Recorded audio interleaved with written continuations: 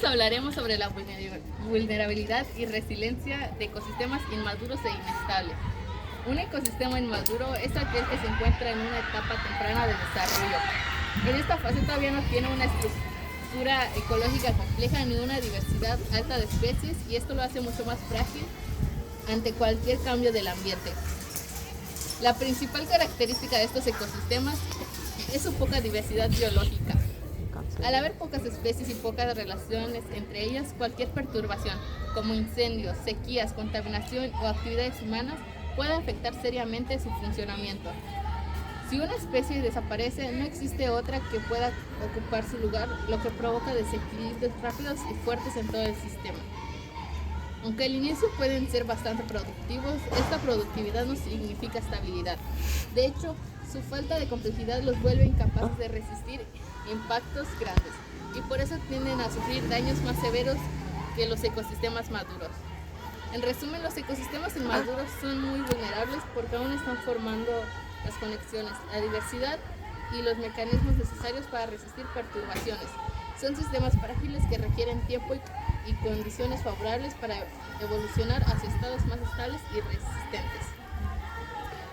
Cuando hablamos de ecosistemas, un concepto clave es la resiliencia, que es la capacidad de resistir cambios y adversidades como lo son inundaciones, incendios o enfermedades. Este concepto está muy relacionado con este tema, con la madurez ecológica, porque los ecosistemas maduros son aquellos que tienen el suficiente tiempo para desarrollarse, establecerse y crear vida. En los ecosistemas maduros la diversidad biológica es alta. Esto significa que si una especie disminuye o desaparece, otra puede cumplir sus funciones. Esa variedad actúa como una red de seguridad, incluso cuando ocurre un disturbio. Además, los ecosistemas tienen procesos biológicos equilibrados. Sus ciclos de nutrientes, sus cadenas alimenticias y sus interacciones entre plantas, animales, hongos y microorganismos están bien establecidos. Esto les permite recuperar su estructura y su funcionamiento de manera más rápida y efectiva. En otras palabras, cuanto más maduro es un ecosistema, más estable es y mayor es su capacidad para adaptarse, resistir y recuperarse. La resiliencia no solo depende de tener muchas especies, sino de tener relaciones fuertes y procesos ecológicos que funcionan completamente. Por eso la madurez ecológica es tan importante, porque determina qué tan preparado es un ecosistema para enfrentar los cambios del entorno. En esta parte voy a hablar de los impactos y riesgos que afectan la estabilidad del ecosistema. Primero, están las actividades humanas, los monocultivos, el sobrepastoreo y la deforestación, y la pesca excesiva. Todo esto combinado en el ambiente y hace que muchas especies pierdan su espacio y sus recursos. También existen las especies invasoras, que llegan a un lugar donde no son nativas y empiezan a desplazar a las especies que sí pertenecen ahí, alterando el equilibrio. Otros factores es la contaminación del agua, del aire y del suelo. Cuando estos se llenan de sustancias dañinas, muchos organismos importantes dejan de cumplir su función y el ecosistema se debilita. Y finalmente, el cambio climático, que provoca cambios en la temperatura, el nivel del mar y fenómenos más extremos. Esto afecta directamente a las especies y a su capacidad de adaptarse. En conjunto, todos estos riesgos reducen la biodiversidad y acelera el deterioro del ecosistema.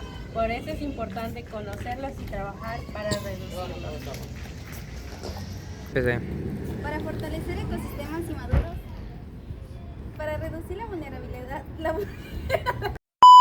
para fortalecer ecosistemas inmaduros, para reducir la vulnerabilidad de un ecosistema inmaduro y ayudarlo a desarrollarse hacia una mayor estabilidad, es necesario aplicar estrategias sobre el ambiente físico. Las acciones para fortalecer ecosistemas inmaduros. Para reducir la vulnerabilidad de un ecosistema inmaduro y ayudarlo a desarrollarse hacia una mayor estabilidad, es necesario aplicar estrategias que actúen tanto sobre el ambiente físico como sobre las especies que viven en él. Una de las acciones principales es la restauración ecológica de las zonas que han sido degradadas. Esto implica recuperar suelos dañados, reintroducir especies nativas y reconstruir las condiciones que permiten que la vida se mantenga y evolucione de forma natural. Cuando se restaure un área, se recuperan funciones básicas como la retención de agua, la filtración del aire y la disponibilidad de nutrientes. También es fundamental la protección de las hábitats, evitando la fragmentación del territorio. Cuando un ecosistema se divide en partes pequeñas, las especies huyen. Unos minutos más tarde. Evitando la fragmentación del territorio. Cuando un ecosistema se divide en partes pequeñas, las especies pierden espacio para alimentarse, reproducirse o migrar, lo que las vuelve mucho más vulnerables. Mantener corredores biológicos y áreas conectadas permiten que la vida fluya y que el ecosistema funcione como un todo. Otra medida clave es la reforestación, acompañada de un manejo adecuado del suelo para prevenir la erosión. Plantar árboles no solo recupera la vegetación perdida, sino que también estabiliza el territorio, regula la temperatura, aumenta la humedad y crea refugios naturales para distintas especies. Finalmente, se deben implementar planes de manejo sostenible en actividades como la pesca, la agricultura y el uso de recursos naturales. Eso significa aprovechar lo necesario sin sobreexplotar, permitiendo que los ecosistemas se regeneren y mantengan su equilibrio. En conjunto, todas estas acciones contribuyen a que un ecosistema maduro fortalezca su resiliencia, mejore su capacidad de adaptación y avance, con el tiempo, hacia una mayor estabilidad ecológica.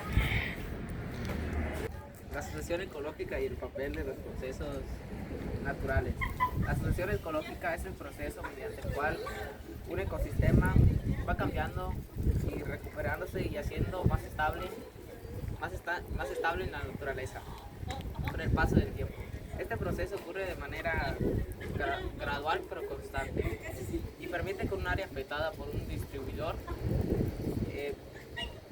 incluso un lugar que no había vida, pueda transformarse en un ecosistema completo. Es como una reconstrucción natural en la que cada especie cumple una función y prepara el camino para que lleguen otras. Los fenómenos naturales como incendios, tormentas, huracanes, erupciones volcánicas también juegan un papel muy importante dentro de este proceso. Aunque muchas veces parecen totalmente destructivas, en realidad pueden reiniciar, modificar o incluso acelerar la sucesión ecológica. Estos disturbios eliminan plantas viejas, abren espacios para que nuevas especies crezcan y permiten que la luz y los nutrientes se distribuyan de forma diferente, creando oportunidades para organismos que antes no podían establecerse. La sucesión empieza a aparecer plantas pioneras, luego vegetación más densa y más adelante animales que encuentran alimento y refugio. Los suelos se vuelven más fértiles, aumenta la cantidad de organismos y poco a poco el ecosistema se vuelve más completo y estable. Now the world don't move to the beat of just one drum. What might be right for you